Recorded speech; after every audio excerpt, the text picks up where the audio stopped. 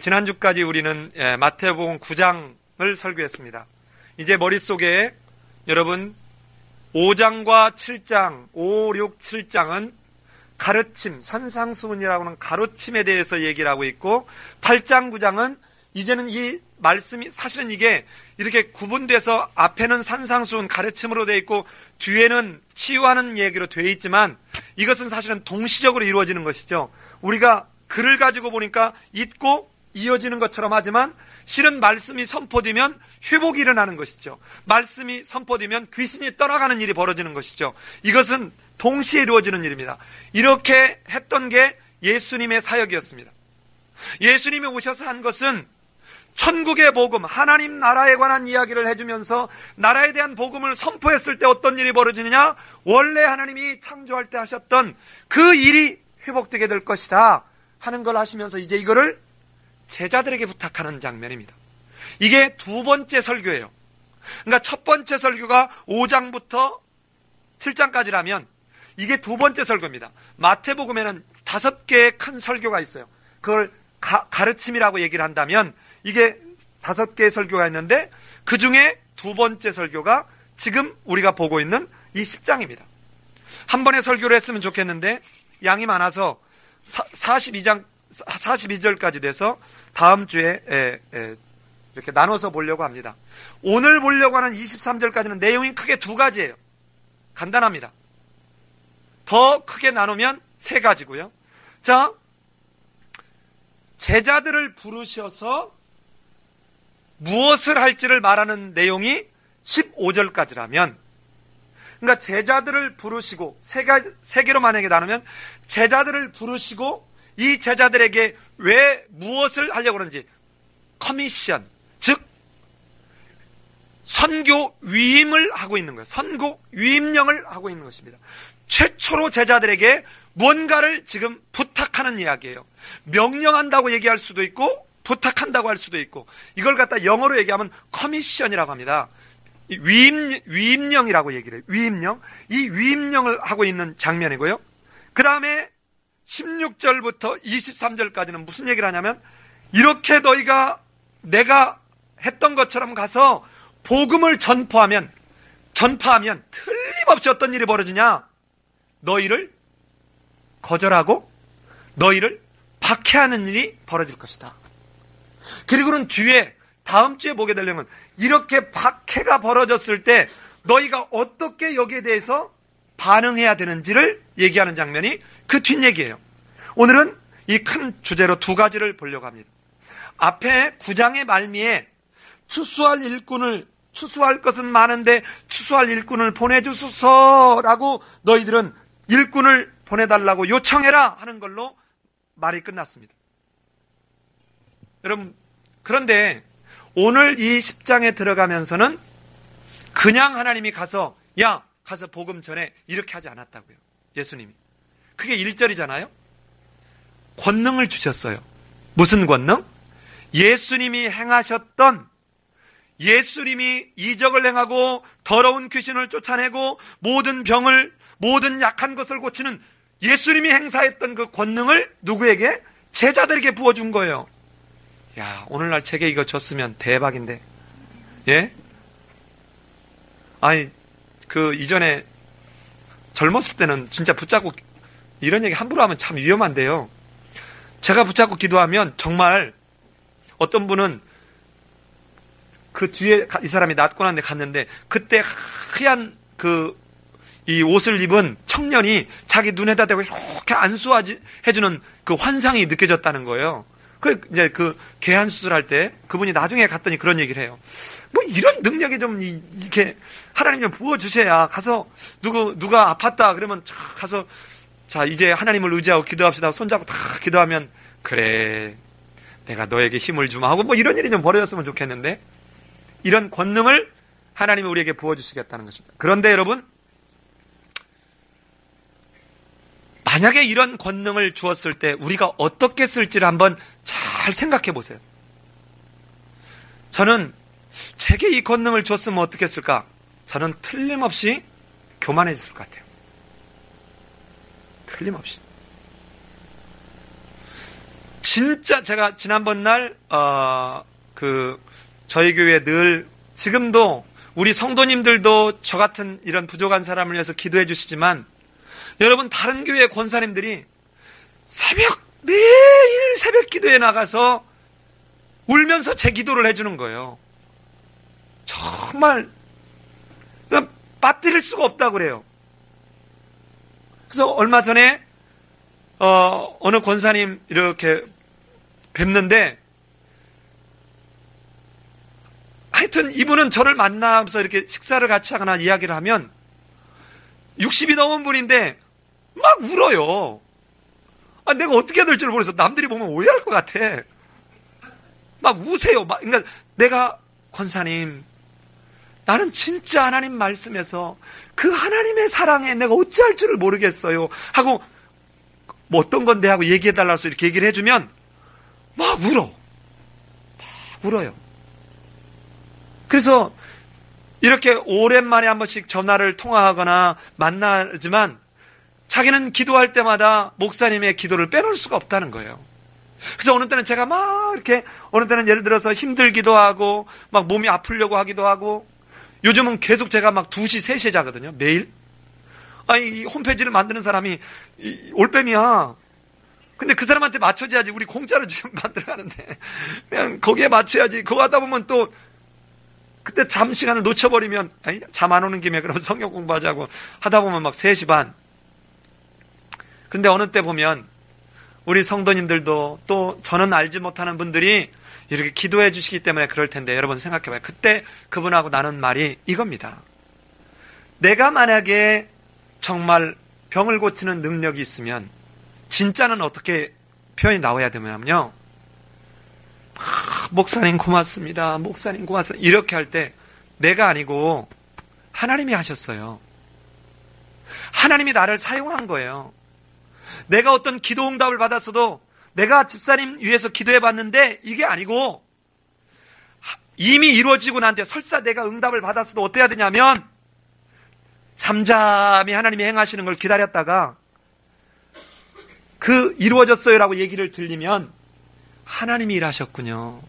그리고 모든 것이 하나님에게 돌아가게 하면 좋은데 인간은 그럴 수 없어요. 저부터라도 내가 예를 들어서 어느 집사님이 아프시대, 암이 돼. 그러면 이 암 환자를 이렇게 붙들고 기도하면 나았어. 그러면 제가 이러지 않겠어요. 까불지 마. 내가 누군 줄 알아? 나도 썩 괜찮은 사람이야. 병 고치는 능력도 있잖아. 이런 생각이 틀림없이 들을 거예요. 그러니까 어느 때는 그냥 아무 그런 능력을 받은 것 같지 않은 어떤 성도가 가서 기도했는데 진짜 암이 치유될 수 있다는 거예요. 여러분 이걸 믿으셔야 돼요. 왜냐하면 내게서 나오는 능력이고 내게서 나오는 영빨이면 안 그럴 수도 있는데 하나님이 있으면 어린아이가 붙들고 하나님 우리 엄마 낫게 해주세요 하고 기도한 그 기도를 하나님은 들으실 수 있다는 것입니다. 그 아이의 그거를 통해서 하나님은 치유할 수 있어요. 이게 부어준 권능이지 내가 훈련하고 칼하고 하면은 랄랄랄랄라가 나오는 이게 방언이 아니듯 똑같은 얘기예요. 그런데 우리 주님은 뭐라고 그러냐면 권능을 부어주셨다는 거예요. 자, 제자들을 부르고 권능을 부어주시고 난 뒤에 제자들 12제자의 이야기가 나옵니다. 자, 12제자 이름 다 외워야 되죠. 그래서 오늘은 제가 잘 안 하는 설교 중에 노래를 하나 하겠습니다. 잘 들어보세요. 베안야요 빌바 도마야 다시가 이것은 12제자 첫머리 글자이니 베안야요 빌바 도마야 다시가 이게 12제자예요. 됐죠? 베안야요 빌바 도마야 다시가 12제자죠? 그쵸? 자, 저랑 같이 한번 노래해봐요. 베안야요 빌바 도마야 다시가 여기까지만. 아니 그 간 소절밖에 안 되잖아. 시작. 베안야요 빌바 도마야 다시가 이것은 12제자 첫머리 글자이니 베안야요 빌바 도마야 다시가 이게 12제자입니다. 어려워요? 저같이 음치도 하는데 여러분들 이건 시간 문제죠. 자, 여기서 다른 성경을 볼 때 혹시라도 헷갈릴까봐 제가 한두 가지만 얘기하겠습니다. 바돌로메는 요한복음에서 아마도 이 바돌로메가 요한복음 1장 46절에 나오는 나다나엘과 같은 사람일 거로 보여집니다. 그리고 야고보, 알페오의 아들 야고보와 다데오하고 나왔는데 이것이 누가복음 6장 16절에는 야고보의 아들 유다와 같은 사람으로 보여집니다. 그래서 다른 성경을 볼 때 12제자 이름이 달라 하고는 또 성경 이상해 하고는 이 비평학자들처럼 이렇게 가지 말고, 우리 그렇잖아요. 집사람의 호적의 이름은 갑숙인데 집에서 부르는 이름은 희정이에요. 희정이. 그러니까 이런 것처럼 충분히 그럴 수 있어요. 충분히. 그러니까 이것 때문에 성경은 오류가 있어 라고 이렇게 하지 마시고, 일단은 어느 구절 하나, 이 마태복음에 있는 걸 가지고 아까 이제 주일학교 반사나 이제 예를 들어 아이들, 손녀들 또는 어디 가서 할 때 이거 외우라고 하면 이거 머리 아파요. 근데 노래로 하면 우리 그 성경 목록가도 그러잖아요. 장세기, 출애굽기, 레위기, 민수기, 신명기, 여호수아 이렇게 외우듯이 이것도 베안야, 요빌바, 도마야, 다시가 이렇게 외우면 금방 외울 수 있을 것 같아요. 이렇게 12제자를 하나님이 세우시고 지금 뭐 했다는 겁니까? 권능을 그들에게 주셨다는 거예요. 그러면서 오늘 이제 본문을 보면, 자, 5절부터 15절까지가 선교 사역에 대한 위임을 하고 있는 위임령입니다. 위임령. 자, 위임령인데, 그리고 아까 몇 절부터 몇 절까지? 16절부터 23절까지는 그랬을 때 어떤 일이 너희에게 주어질 건지를 미리 예고해 주는 거예요. 자, 그런데 앞에 하나 더 이렇게 보고 갑시다. 그냥 놓고 갈 뻔했는데, 여러분 성경을 조금만 섬세하게 보신 분은 1절에서는 12 제자, 그런데 2절에서는 12 사도, 최초로 나오는 사도라는 말이에요. 지금 최초로 나오는 이 사도라는 말은 이 마태복음을 통해서 뭐를 지금 지향하고 있냐면, 예수님이 죽으시고 부활하시고 승천한 뒤에 있을 저 사도행전에 있는 내용을 미리 예견하게 하는 것입니다. 사실은 이 두 말이 사실은 신학적으로는 굉장한 의미를 담고 있습니다.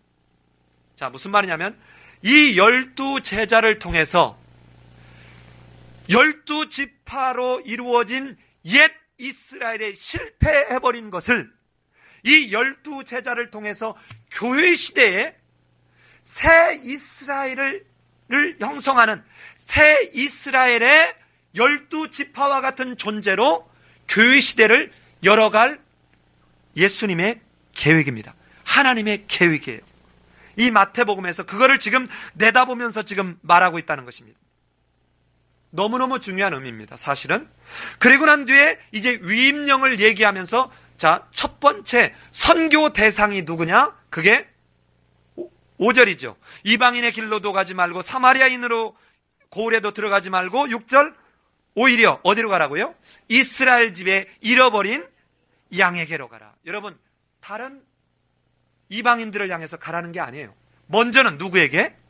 이스라엘 사람들에게 가라는 거예요. 먼저는 이스라엘 사람들에게.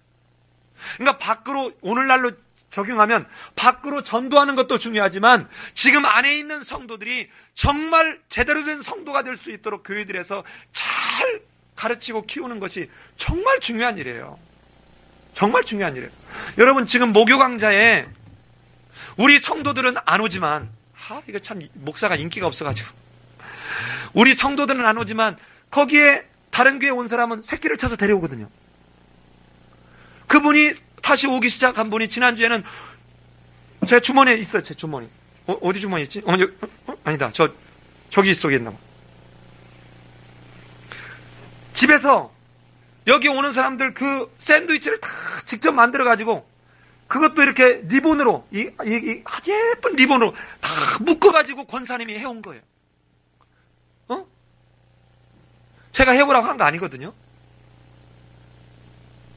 그러니까 지금 보세요. 그 다른 교회에 가서라도 하나님의 말씀을 지금 이렇게 알아가는 것은 교회를 떠나서라도 사실은 안에 있는 택함 받은 백성들이 하나님의 말씀을 잘 알아서 정말 그 새 이스라엘의 제대로 된 하나님의 백성의 역할을 하는 것은 너무 중요한 일입니다. 이 선교의 대상을 분명히 하고 있다는 것이에요. 지금 이 예수님이 부탁하신 내용이 이스라엘의 잃어버린 양에게로 가라. 대상을 분명히 해주고 있습니다. 여러분이 만날, 여러분이 복음을 전하려고 하는 그 대상이 누굽니까? 대상을 분명히 하세요. 그냥 적당하게 나 전도할 거야, 이거요, 사실상 안 하는 것입니다. 안 하는 거예요. 그러니까 팔방미인은 아무것도 못하는 거일 수 있어요. 하나님은 각자에게 준 독특한 탤런트가 있어요. 성품적으로 준 탤런트도 있고 재능적으로 준 탤런트도 있고, 이것을 통해서 내게 주신 것들을 가지고 구체적으로 할 게 뭐냐는 거예요. 서두르지 말고. 오전 예배도 봤던 것처럼 아브라함이나 이삭이나 요셉을 통해서 봤던 것처럼 하나님이 너와 함께하는 것을 우리가 안다 라고 하는 그 모습을 보여주기까지는 꽤 많은 시간이 필요한 것이죠. 그냥 우선 당장 어떤 일이 꼬드기는 어떤 걸로는 오래 가지 못합니다. 두 번째는,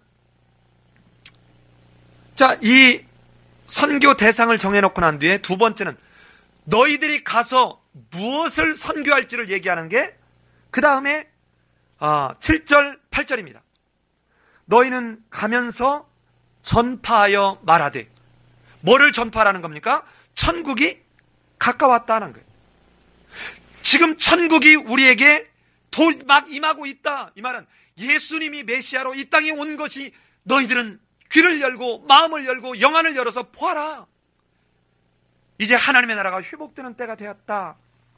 이것은 3장 2절에 세례 요한이 최초로 한 사역이 회개하라, 천국이 가까웠다는 얘기였습니다. 그리고 난 뒤에 4장 17절에서 예수님이 세례받고 시험받고 난 뒤에 최초로 한 말씀이 뭐예요? 회개하라, 천국이 가까웠다. 지금 동일한, 그러니까 여러분, 해 아래 새 것이 없다니까요. 여기 가서 뭐 특별한 거 찾으려고 하고 저기 가서 특별한 거 찾으려고 하고 이러지 말고, 이미 세례 요한이 했던 것, 예수님이 했던 것, 우리에게도 무엇을 얘기할까요? 천국, 하나님의 나라, 하나님이 하시려고 하는 그 일이 무언가 그대로 성경대로 전해주면 그 다음은 하나님이 하신다고요. 내가 걱정할 이유가 없습니다. 제가 몇 번 얘기했잖아요. 어느 때는 막 이렇게 얘기했는데 이 사람이 왜 이렇게 다르게 반영하면 어떡하자고 걱정을 막 하고 기도하고 여러 날 기도하고 가서 이렇게 얘기했는데, 세상에 봄날에 눈 녹듯이 그냥 한 번 얘기했는데, 네, 알겠습니다, 하나님이 하신다니까요. 여러분 보지 않았습니까? 그 야곱이 그렇게 발발발 떨고 정탐꾼을 미리 앞서서 보냈는데 400인을 이끌고 온답니다. 그러니까 막 이제는 온갖 자기 짐승 선물 보내고 때를 지어갖고 했는데, 아니, 야, 이 등신아, 내가 이미 마하나임 보여주지 않았냐? 내가 이미 에서를 마사지 해놨다니까? 내가 말하는 대로 너 해치지 못하더라고. 내가 이미 마사지 손을 봐놨어. 걱정하지 말고 가. 했는데도, 야복강가에서 만나줬는데도 야곱은 떨잖아요. 야곱은 떨어요.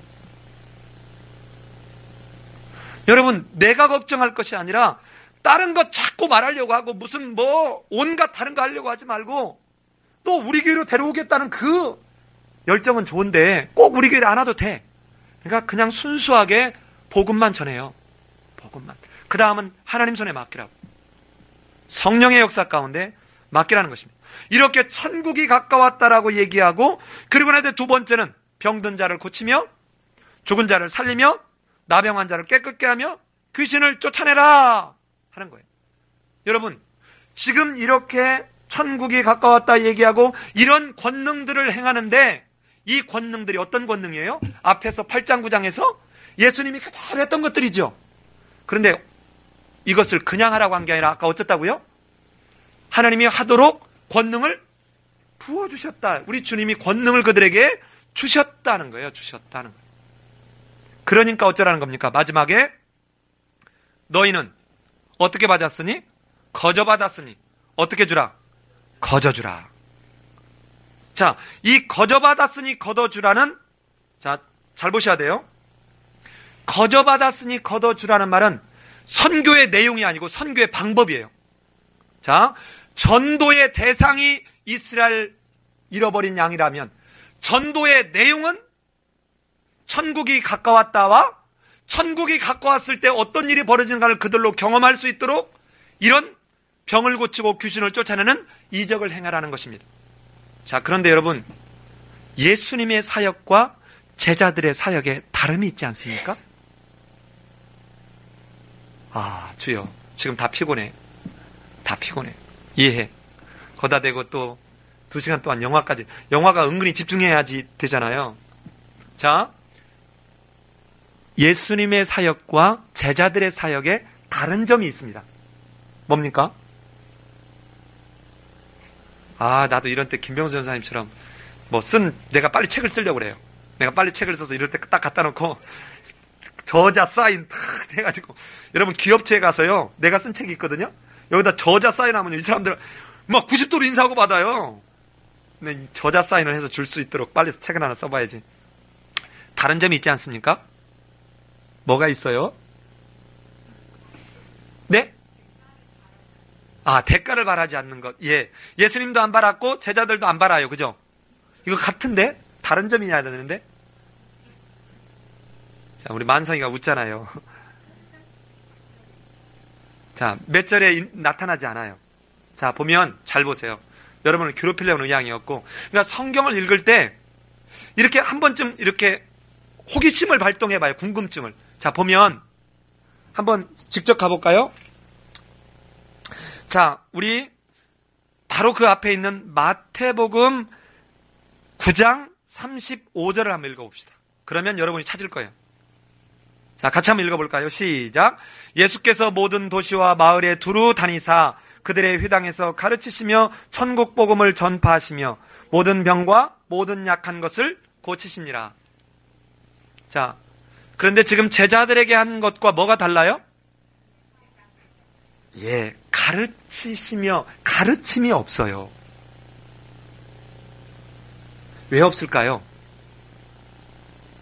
자, 보세요. 아직 제자들은 가르치기에는 깨닫고 배워야 할 것들이 많이 있다는 거예요.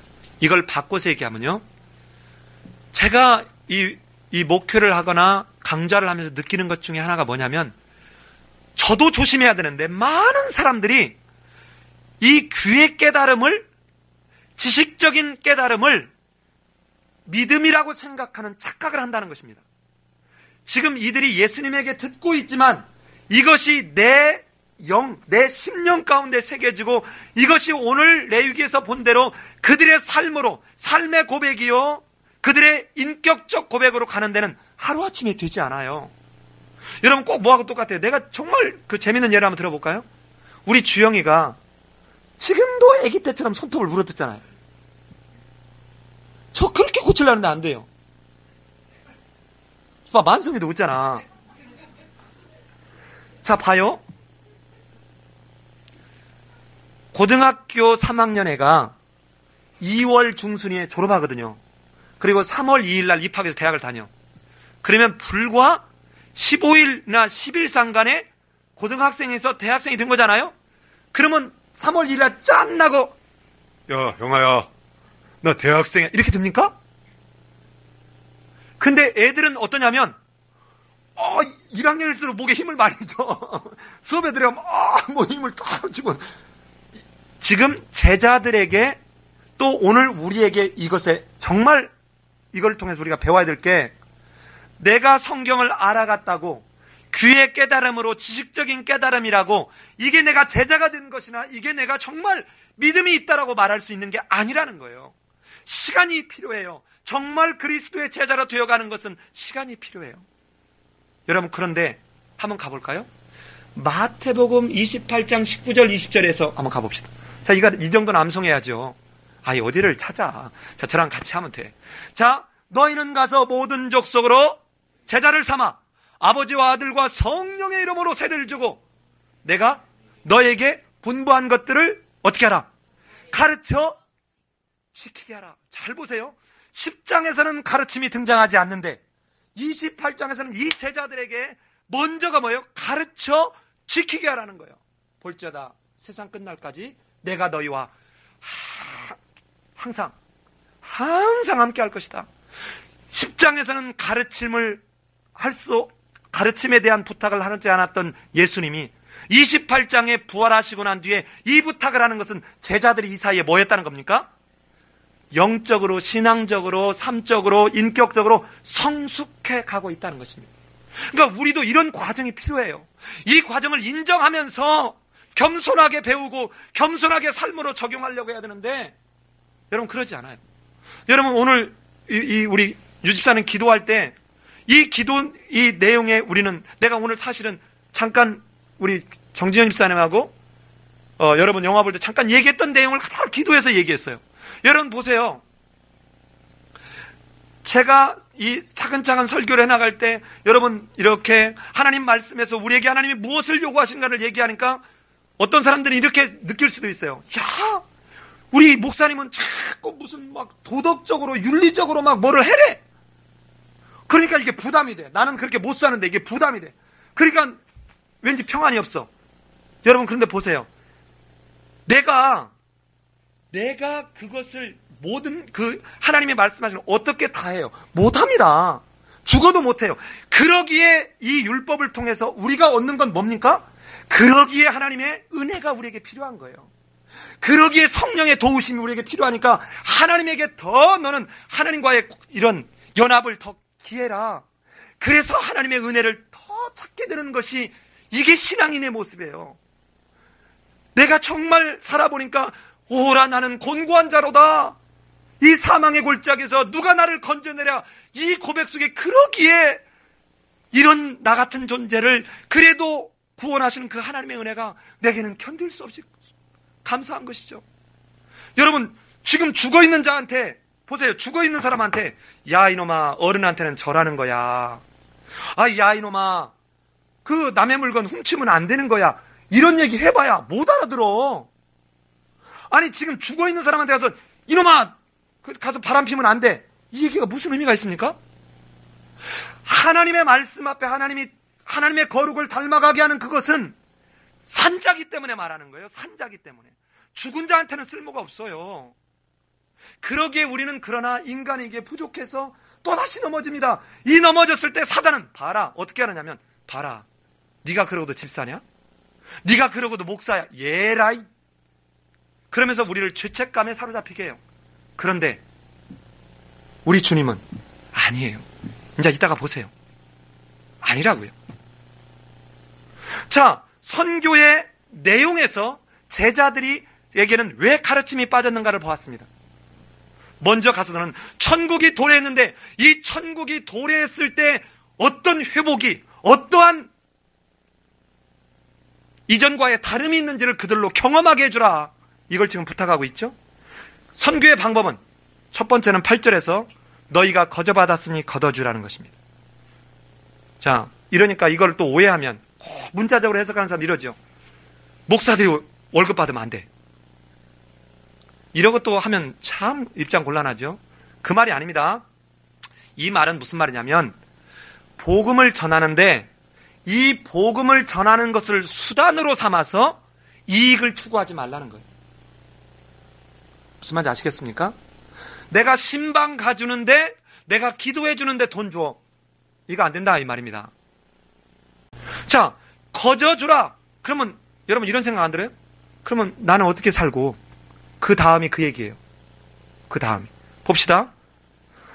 너희는 전대의 금이나 은이나 동을 가지래요 가지지 말래요? 그러면 거저주려면 내 먹고 사는 거 있어야 될 거잖아요. 그러면 전대도 가지고 가고 금은 돈을 갖고 가야지. 여행을 하여 배낭이나 두벌 옷이나 신이나 지팡이를 가지래요 가지지 말래요? 가지고 가지 말래요. 이거 상충하는 거 아닙니까? 아니 거저주라. 자, 거저주라. 그럼 거저주려면 내가 가서 할 때 잠잘 돈도 갖고 가야 되고 가서 갈아입을 옷도 있어야 되고 뭐 이런 것들이 있어야 되잖아요. 근데 가지고 가지 말래. 왜 그렇답니까? 이는 일꾼이 자기 먹을 것을 받는 것이 마땅하다는 거예요. 마땅하다고 하면서 뭐라 하냐면 내가 다 조치해놨다 이 말입니다. 내가 다 조치해놨다. 어떻게? 일꾼이 자기 일하는 데서 먹는 것을 얻는 것이 마땅하기 때문에 내가 조치해놨다는 거예요. 그게 11절이에요. 11절 어떤 성이나 마을에 들어가든지 그 중에 합당한 자를 찾아내어 너희가 떠나기까지 거기서 머물라. 또 그 집에 들어가면 평안을 빌라. 그 집이 합당하면 너희 빈 평안이 거기 말 것이요 만일 합당하지 아니하면 그 평안이 너에게 돌아갈 것이다. 하나님께 주님께서 채워주시도록 그 사람들을 예비해 놓겠다는 것입니다. 무책임하게 너 거저줘 이거 아닙니다. 자, 그러나 이렇게 지금 11절부터 얘기할 때 내가 어떤 집에 들어가야 될지, 내가 그 호의를 베푼 그 집에게 어떻게 보답할지, 또 아무 집에나 들어가지 말고 잘 살펴서 들어가야 되는 것을 지금 11절, 12절, 13절에서 지금 말하고 있지 않습니까? 여러분, 이 말은 이미 앞에서 마태복음 6장 25절로 33절에서 말씀해놨어요. 너희는 무엇을 먹을까, 무엇을 마실까, 무엇을 입을까 염려하라 하지 말라. 하지 마라. 하지 마라. 그리고는 어떻게 하라는 거예요? 너희는 먼저 그의 나라와 의를 구하라. 그러면 이 모든 것을 너희에게 어떻게 하겠다? 더하게 하겠다. 그러니까 이런 것들은 하나님에 대한 신뢰가 없는 이방인들이 하는 것이다. 그런데 하늘에 계신 천부께서는 이런 게 너희는 예수 믿으니까 야, 안 먹고 살아도 이슬 먹고 살아. 이 말이 아니라 이런 것이 너희에게 필요한 걸 내가 안다. 그러니 이런 것도 어떻게 할 것이다? 더하실 것이다. 지금 이 얘기하고 있는 것입니다.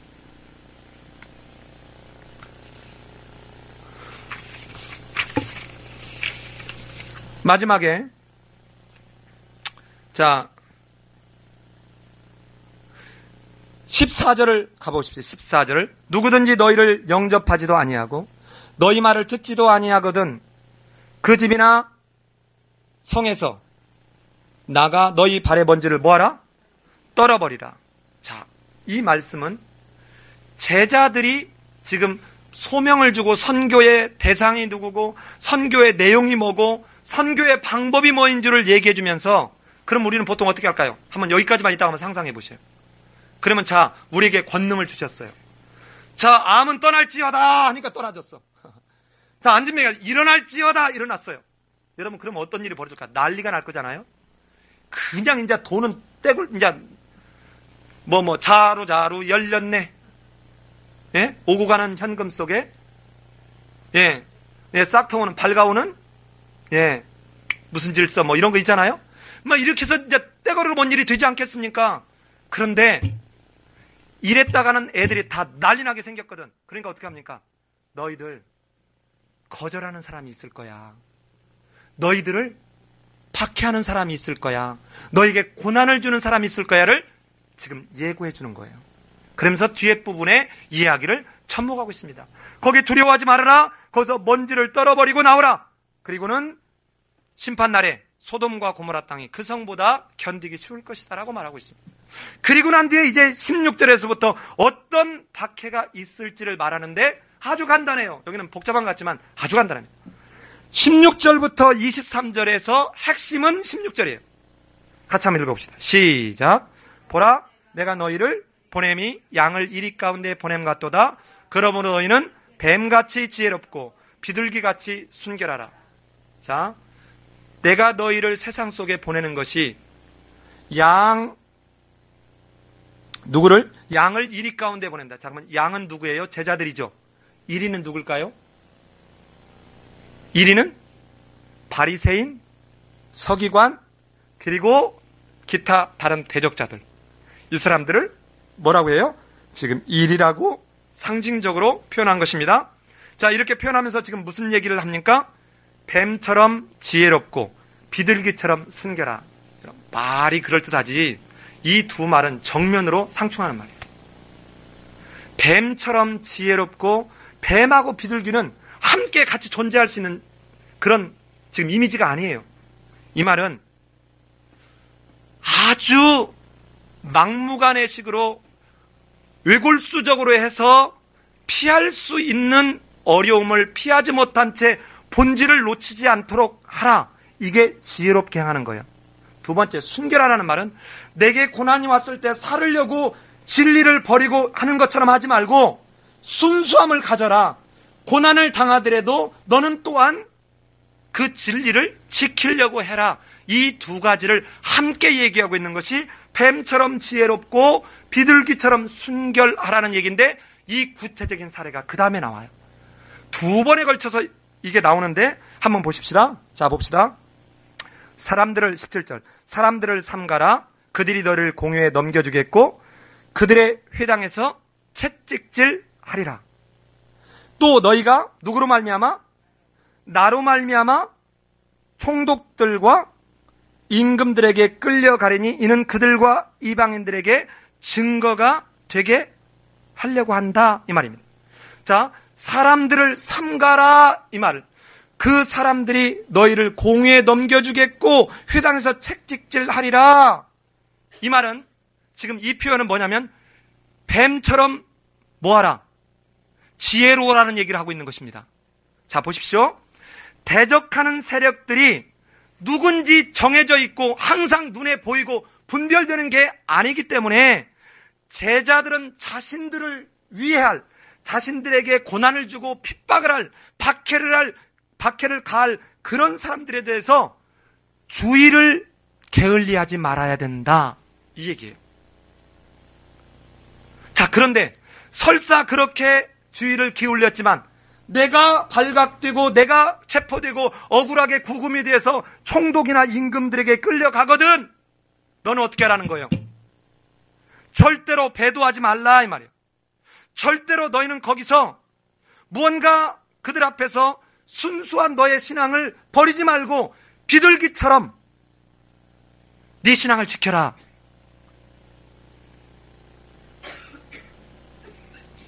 자, 여기 잘 보시면 18절에서 여러분 또 18절을 읽으면서 앞에서 봤던 내용과 상충하는 게 나오는 것을 발견하게 될 거예요. 같이 한번 읽어보세요. 18절만 시작.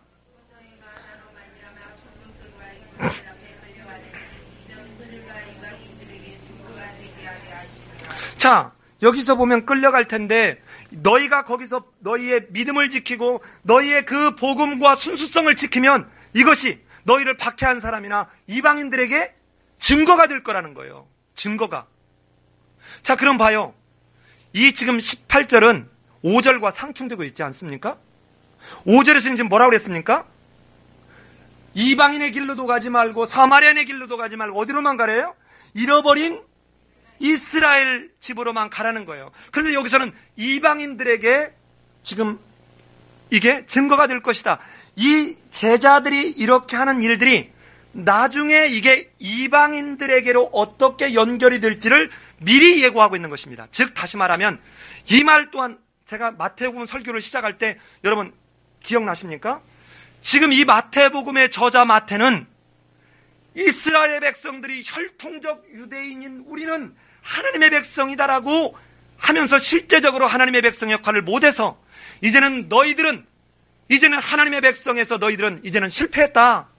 그래서 이제 하나님이 예수 그리스도를 통해서 새 이스라엘을 시작할 텐데 이 예수가 전하는 복음을 믿고 믿음으로 반응한 자들이 하나님의 나라의 백성이 되는 그런 새 이스라엘의 구성원이 될 것이다. 이 얘기하고 있다고 그랬잖아요. 근데 이거를 유대인들이 실패했고 이것이 누구를 향해서 가게 될 것이다? 이방인들을, 그러니까 혈통이나 이런 것과 상관없이 이것이 유대인에게서 이제는 열방을 향해서 가게 될 것이다. 이것을 미리 지금 예고해 주고 있는 것입니다. 예고해 주고 있는 것이에요. 자, 여러분 그러면 너 가서 지혜롭게 하다가 뱀처럼 지혜롭게 해서 잘 살폈는데도 안 돼가지고 감옥에 넘겨주고 이제는 막 재판받고 이제 고난을 당해. 그러면 너 그냥 당해. 이렇게 하고 끝나는 게 아니라 그 다음에 19절을 보세요. 너희를 넘겨줄 때 어떻게 또는 무엇을 말할까 염려하지 말라. 그때 너희에게 뭐를? 할 말을 주실 것이다 하는 거예요. 여러분, 글쎄요, 정말 한 스텝 한 스텝마다 마치 기가 막히게 스텝 와이즈 시켜가면서 철저하게 계획하고 예비해 놓은 그 예수님의 철저함, 그 예수님의 자기 제자를 향한 정말 뭘로 형언할 수 없는 그 사랑. 염려하지 말라는 거예요. 네가 무엇을 말할까를 내가 주시겠다는 것입니다. 그 주시는 내용이 뭡니까? 20절입니다. 말하는 이는 너희가 아니라 너희 속에서 말씀하시는 이 곧 너희 아버지의 성령이시니라. 여러분, 그러면 여기서 봅시다. 잘 봐요. 감옥에 갔습니다. 감옥에 갔는데 우리는 보통 복음을 전하거나 뭐 하다가 정말 복음적인 사람은 가서 폭력적인 방법 쓰지 않습니다. 이 말은 그들에게 핍박을 받거나 모았다가 가게 되면 그들이 할 수 있는 여기에 대한 대응하는 방법은 여러분, 말하는 것이에요. 그들이 할 수 있는 행동은 말하는 것입니다. 이 말하는 것도 자기를 보호하고 자기의 어떤 빠져나오려는 이게 아니라 뭐에 대해서 얘기하는 거예요? 하나님 나라를 천국이 가까웠다. 그리고 천국이 가까웠을 때 보라! 선지서에서 구약에서 예언했던 이런 일들이 성취되는 것을 모르겠느냐? 이것을 말하라는 거예요. 그러면 그 다음은 성령이 일하시겠다는 것입니다. 성령. 자, 이렇게 하는 가운데 왜 힘들지 않겠습니까? 그런데 그때 가면 장차 형제가 형제를, 아버지가 자식을 죽는 데 내어주며 자식들이 부모를 대적하여 죽게 할 것이다. 자, 그런데 그때 이처럼 고난을 받는 이때 너희가 누구의 이름으로? 내 이름 때문에, 이 말입니다. 내 이름 때문에 모든 사람에게 미움을 받게 될 것이다, 이 말입니다. 자, 여러분, 앞에서 제가 체크 안 하고 넘어갔는데 이 동일한 표현이 18절에도 있습니다. 자, 총독과 임금들에게 내가 끌려가서 내가 혹독한 고난을 당할 때도 누구로 말미암아? 나로 말미암아, 예수님으로 말미암아요. 그런데 여기서는 22절에서는 내 이름으로 말미암아 그랬습니다. 자, 여러분, 여기서 우리 분명히 한 가지 짚고 넘어가야 합니다. 제자들이 미움을 받는 것은 제자들의 문제 때문이 아니라 누구 때문에 미움을 받아야 된다는 겁니까? 예수님의 이름 때문에, 예수님 때문에, 예수 때문에 내가 미움을 받아야지. 내가 개떡 같아가지고, 내 인격이 더러워가지고, 내가 욕심꾸러기여가지고, 내가 여기저기 가서 문제 일으켜가지고 내가 미움을 받는 것은 여기에 해당 없어요.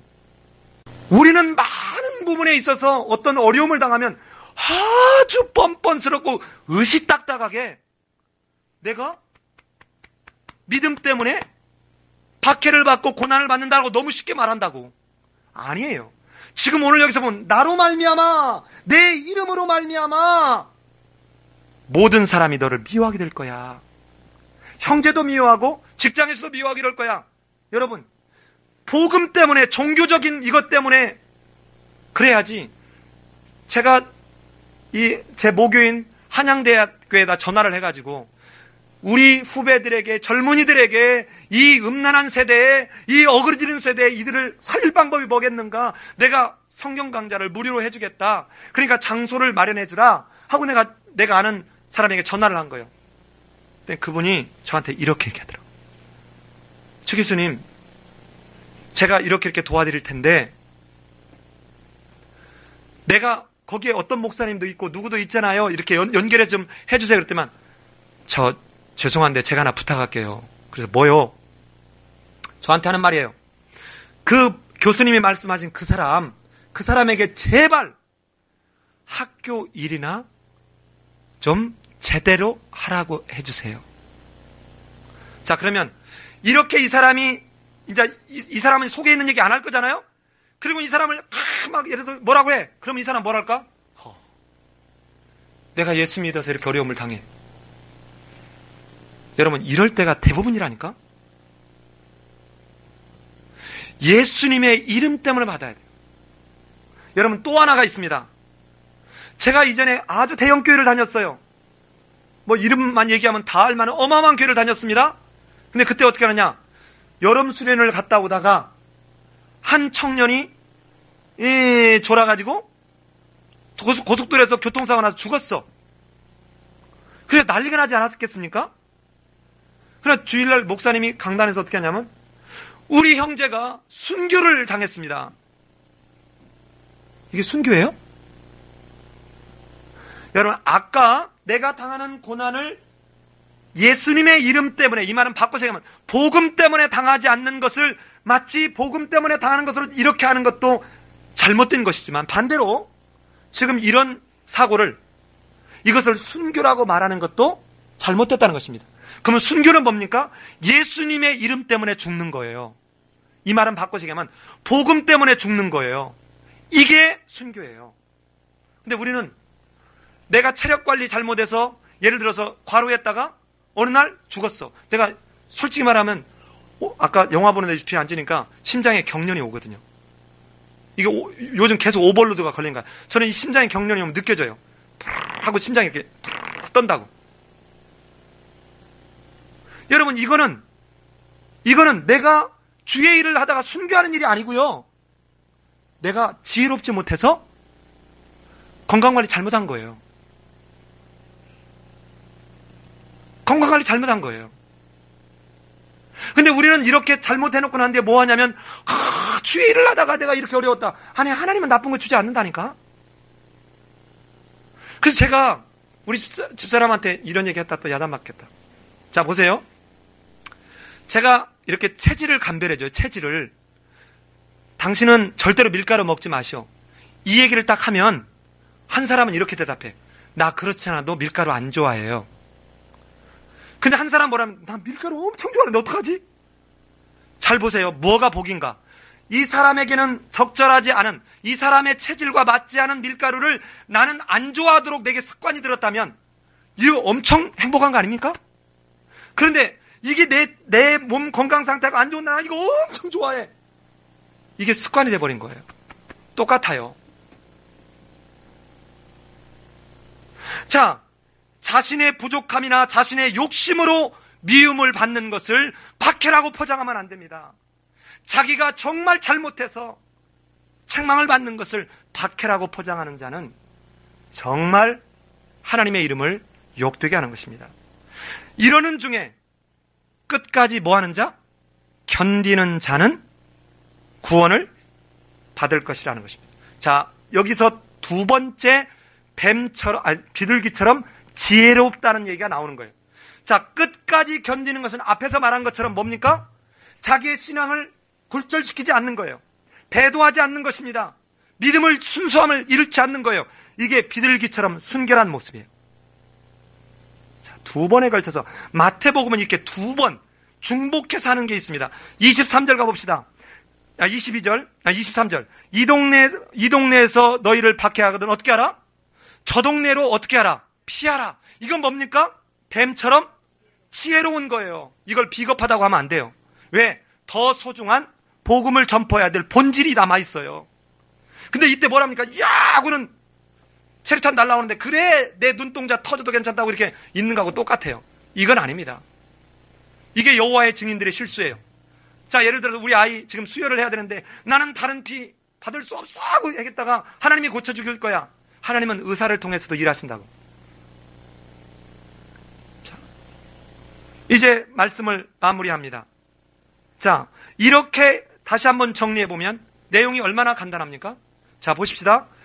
너희는 가서 천국이 가까웠다고 얘기하고 천국이 도래했을 때 어떠한 회복이 있는가를 그들로 경험하게 해줘라. 그런데 뭐 하지 마라?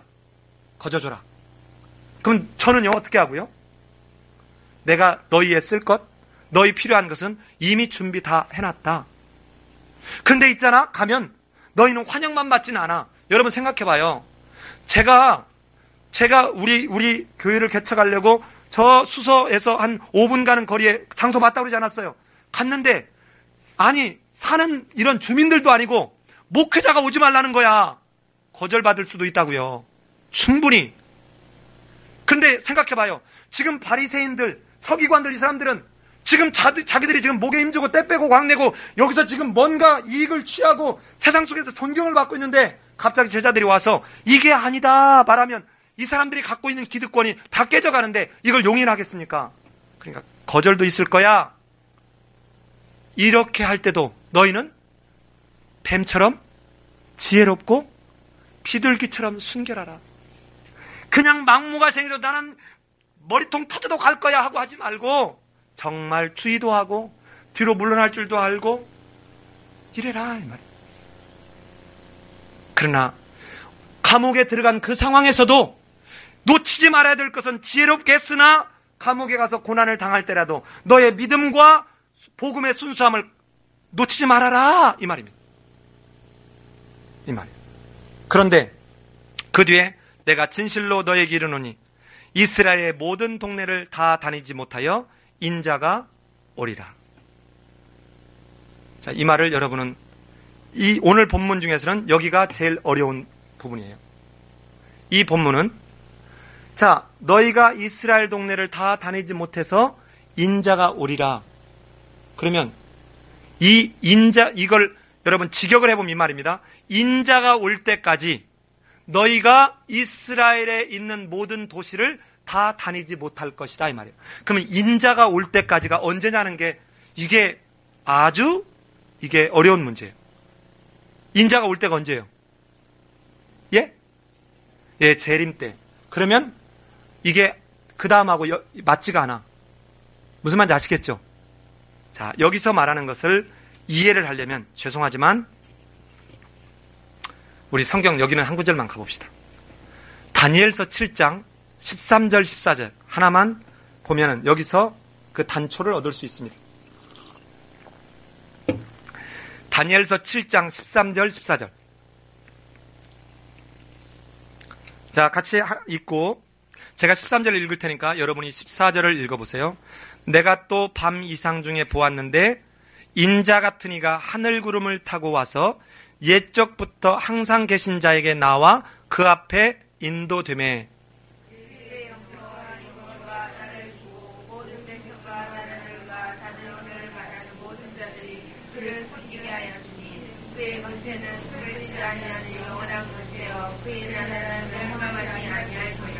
자, 여러분 이 다니엘서 7장 13절과 14절의 말씀이 이것을 제공하는 열쇠, 단초를 제공한다 그러지 않았습니까?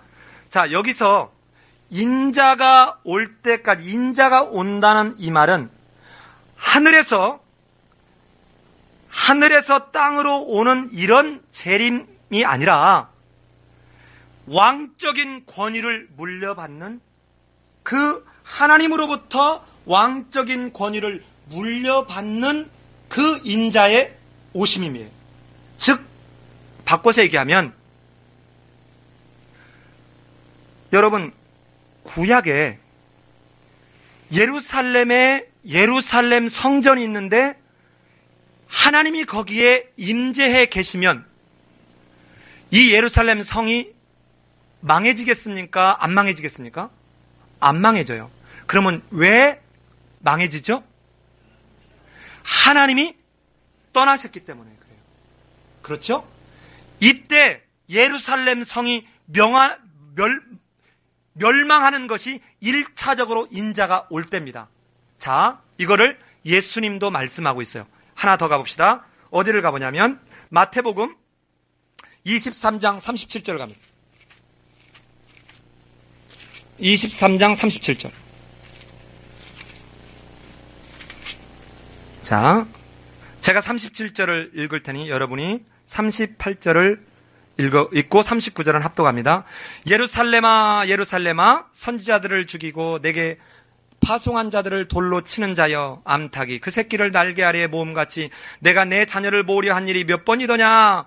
그러나 너희가 원하지 아니하였도다. 내가 너희에게 이르노니 이제부터 너희는 찬송하리로다. 주의 이름으로 오시는 이여 할 때까지 나를 뭐하리라? 보지 못하리라. 자, 그러면 이게 무슨 말이냐면 이제 저를 보세요. 다 끝났어요. AD 70년에 AD 70년에 예루살렘 성이 뭐예요? 멸망합니다. 돌 위에 돌 하나 남겨짐이 없이 싹 회파돼요, 다시. 그러니까 그 스룹바벨이 와서 재건했던 이 성전을 다시 누가? 헤롯 대왕이 다시 중건했어요. 이것이 AD 70년에 망가진다고요. 이 망가지는 일은 부활하고 승천하신 예수님이 사도행전 2장 33절에서 하나님에게서 모든 천상의 왕권을 다 넘겨받아서 이 예수님이 허락하지 않으면 이 예루살렘이 어때요? 멸망하지 않아요. 무슨 말인지 아시겠습니까? 멸망하지 않는데 이 예루살렘 성이 멸망할 그때까지 너희들이 온 이스라엘 백성들 도시를 다 돌지 못하게 될 것이다, 이 말. 동시에 이것은 이 중의적으로 2차적 인자가 오실 때까지는 여러분이 말씀한 대로 종말에 예수님이 다시 올 때, 그때 온 세계의 복음이 땅끝까지 이르러 전해질 때, 그때 예수님이 마침내 오시게 되는 거예요. 그러니까 여기서 1차적인 의미는 예수님이 부활하셔서 천상의 왕으로 등극한 그 예수님의 허용 안에서 예루살렘 성이 멸망하는 이 인자가 하나님으로부터 왕적 권위를 물려받아서 왕적 통치를 행사하는 이때까지 너희가 이스라엘에 있는 도시들을 다 돌지 못할 것이라는 것입니다. 여러분과 내가 입을 벌려서 전도할 수 있을 때, 복음을 전할 수 있을 때가 정말 복 중의 복입니다. 금방 못해요. 여러분, 우리가 기도할 때마다 하나님께서 내게 호흡을 주셔서 이 호흡으로 하나님을 아버지라 부를 수 있으니 감사합니다. 이 내게 주신 호흡을 가지고 하나님을 찬양할 수 있으니 감사합니다. 여러분, 이게 쉬울 것 같지요? 저는 김포 우리병원에 가서 유기영 집사님을 볼 때마다 내가 지금 이 병실에 와 있는 것 자체가 은혜요 기적임을 알아요. 다 지금 소통은 안 되지만 지금 들어요. 그래서 그 최현석 권사님이 내일 올게요. 그러면 머리를 끄덕인다고요. 그런데 당신 말로 지금 말씀을 못하는 거예요. 당신 힘으로 음식을 넘기지 못하는 거예요.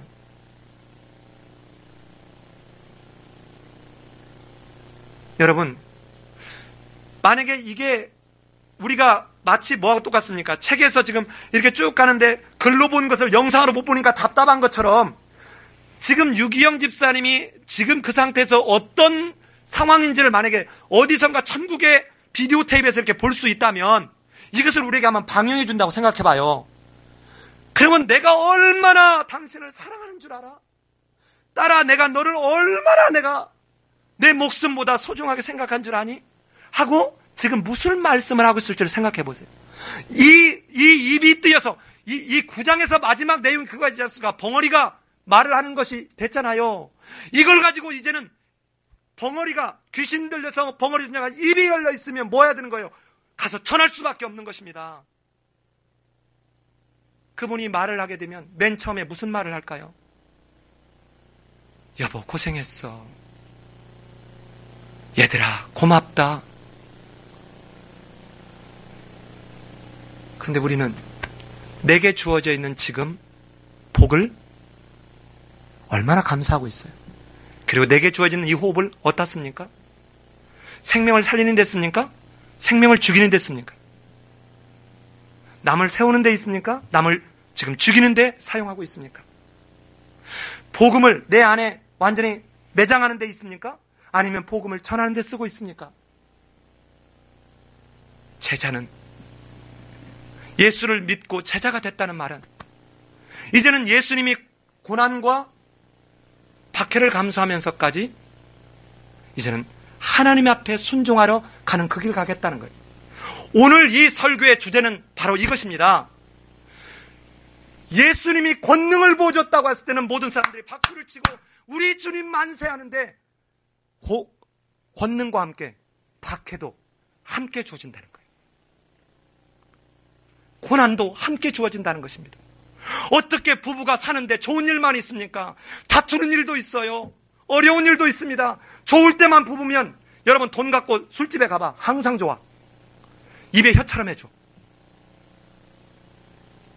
여러분, 예수를 믿는 것은 기쁨과 감사와 감격도 있지만 거절당하고 억울하게 당하기도 하고 때에 따라서는 감옥에 던짐을 받기도 하고 때에 따라서는 내 아무 잘못 없이 피눈물을 흘릴 때도 있습니다.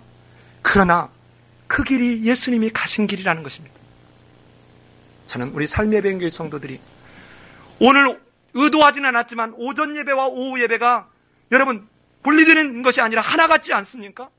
이제는 어떤 다른 오단벌 선물 받거나 자동차나 선물 받은 정도가 아니라 죽었던 자가 산자로서의 살아난 그 모습을 가지고 내게 오는 이제 찬바람도 올 수 있어요. 감기가 걸릴 수도 있습니다. 가다가 넘어져서 무릎이 깨질 수도 있어요. 이것들과 내가 생명을 다시 얻은 것과 견줄 수 있겠냐는 것입니다.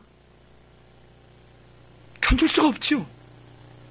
이제는 우리는 예수님이 내가 성령을 통해서 너희와 함께하겠다, 너에게 이런 권능을 주겠다, 이것만 했을 때 박수치고 이럴 것이 아니라, 그런데 있잖아, 고난도 갈 거야. 너를 거절할 거야. 그때 어떻게 해야 됩니까? 아멘. 주님, 고난은 하나님의 은혜의 방편인 것을 제가 압니다. 이 고난 속에서 하나님의 은혜를 내가 잘 누릴 수 있도록 도와주옵소서. 이런 삶의 변교의 성도들 되시기를 예수님의 이름으로 기도합니다. 같이 한번 기도하겠습니다. 여러분, 이 시간 기도할 때 뭔가 찬란한 박수가 있고 내게 능력을 주고 깨달음을 주면 좋고, 내게 조금만 어려움이고 힘든 일이 있고 함께 짐을 져야 되면 부담스럽고, 혹시 이게 내 모습은 아닌지요? 그러나 오늘 주님은 제자들을 불러서 내가 권능을 부어주시고 복음을 전파하고 사명을 주시고, 근데 있잖아, 너희들 거절할 수도 있어, 감옥에 갈 수도 있어, 그래도 끝까지 견뎌라. 견디면 내가 너를 반드시 지킬 거다. 뱀처럼 지혜롭고 비둘기처럼 순결하라. 오늘 이 주님의 음성이 여러분과 내가 이 땅에, 광야 같은 이 땅에서 살아가는 동안 우리 주님의 이 약속의 말씀 붙들고 이겨내는 우리 인생이 되기를 원합니다.